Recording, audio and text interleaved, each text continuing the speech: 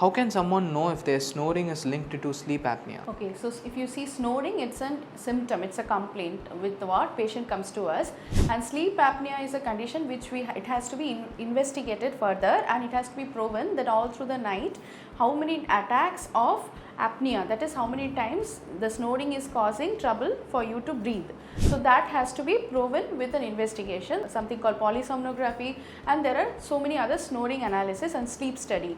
So after that only we can diagnose whether you are actually suffering from sleep apnea or it's just a snoring in an early stage. But it is better to get diagnosed as early as possible.